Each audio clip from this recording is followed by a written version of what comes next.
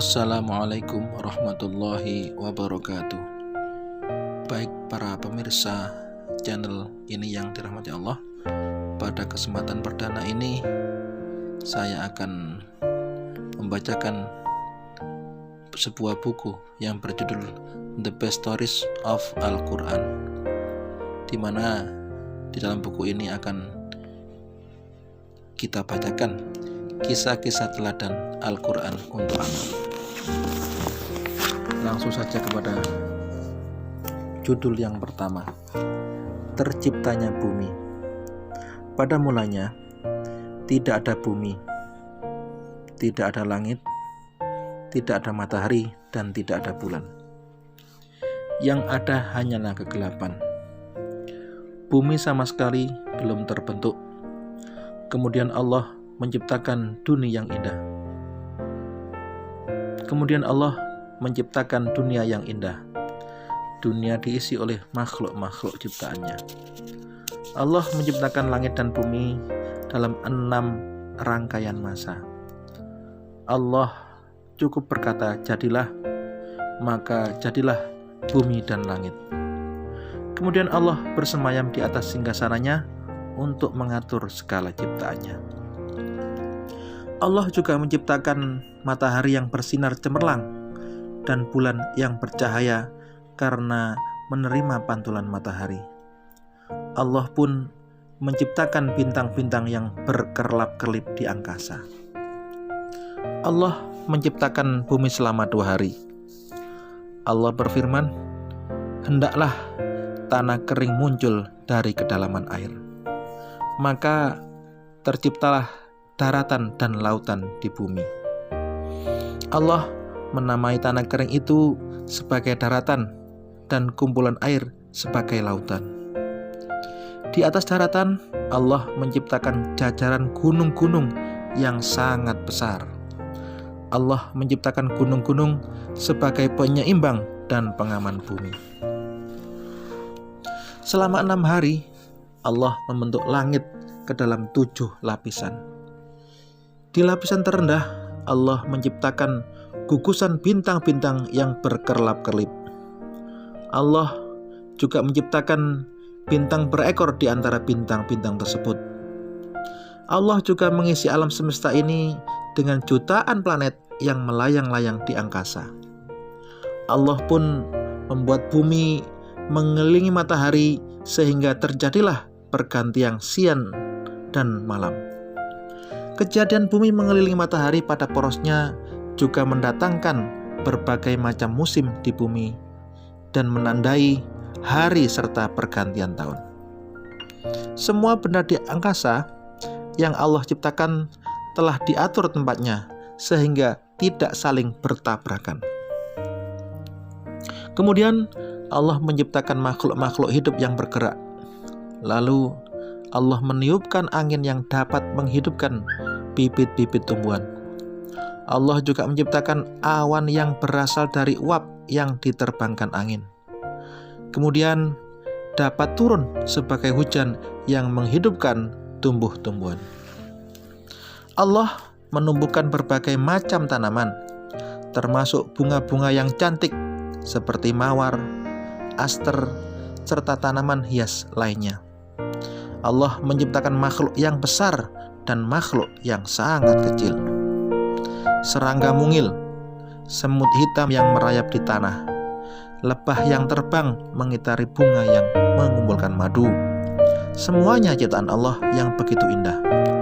Allah juga menumbuhkan berbagai macam buah-buahan yang dapat dimanfaatkan. Allah menciptakan mangga, jeruk, anggur, ceri, semangka, nanas, dan masih banyak lagi yang lainnya. Tidak hanya itu, Allah pun menciptakan berbagai macam binatang, mulai binatang liar yang tinggal di hutan sampai binatang ternak yang bisa dipelihara. Ada gajah yang berbadan besar, kuda nil yang suka berkubang, harimau yang ganas, si belang zebra, dan si leher tinggi jerapah. Allah juga menciptakan kelinci yang lincah, kuda yang sangat kuat, serta sapi dan kambing yang menghasilkan susu. Allah berfirman, hendaklah air memberikan kehidupan dan bumi dipenuhi dengan makhluk hidup. Hendaklah burung berterbangan di atas bumi melintasi angkasa. Atas kehendak Allah, maka tercipta pula segala jenis burung dan unggas yang cantik. Ada burung nuri, bebek, ayam, burung pipit, merak, burung puyuh, dan masih banyak lagi burung serta unggas lainnya. Ada juga Allah menciptakan danau dan sungai-sungai yang mengalir ke laut. Allah menciptakan berbagai macam makhluk laut seperti ganggang dan terumbu karang, berbagai macam ikan besar maupun kecil, berbagai macam mamalia laut, serta paus dan lumba-lumba. Allah menciptakan kepiting, udang, lobster, belut, gurita, dan beraneka ragam tumbuhan laut.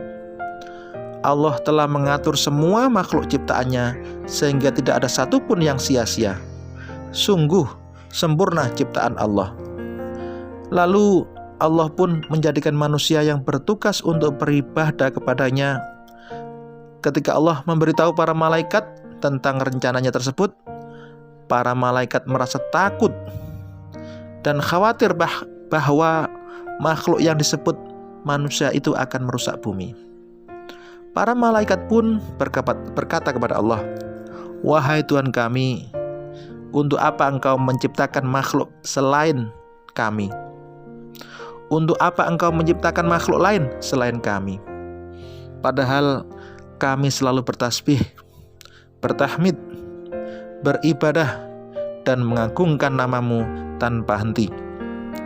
Sementara makhluk yang akan Engkau ciptakan dan turunkan ke bumi itu niscaya akan bertengkar satu dengan yang lainnya. Mereka akan saling berebut kekayaan alam, sehingga akan merusak dan menghancurkan bumi yang Engkau ciptakan. Allah pun berfirman untuk menghilangkan kekhawatiran para malaikat.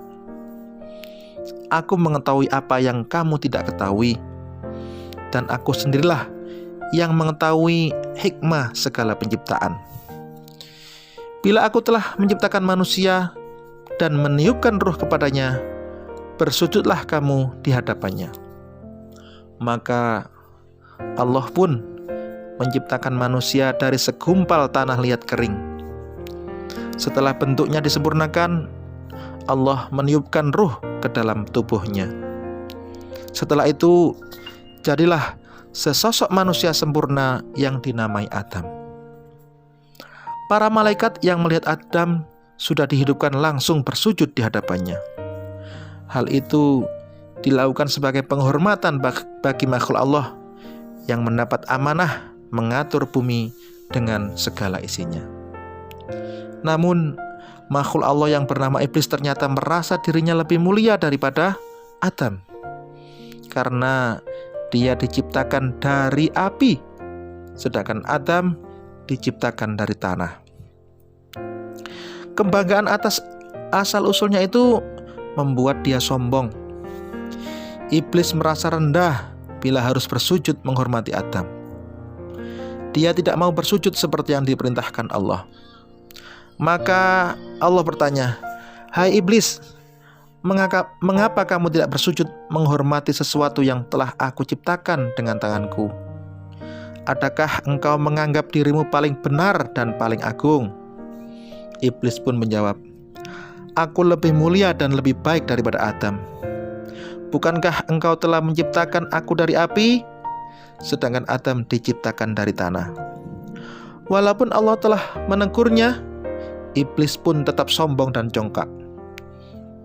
Allah pun lalu berfirman, keluarlah dari surgaku ini, karena kamu terkutuk. Kutukan itu selalu akan menimpamu sampai hari kiamat kelak.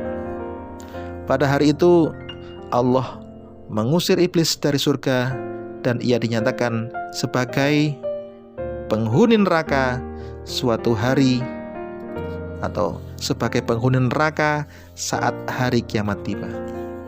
Wassalamualaikum warahmatullahi wabarakatuh.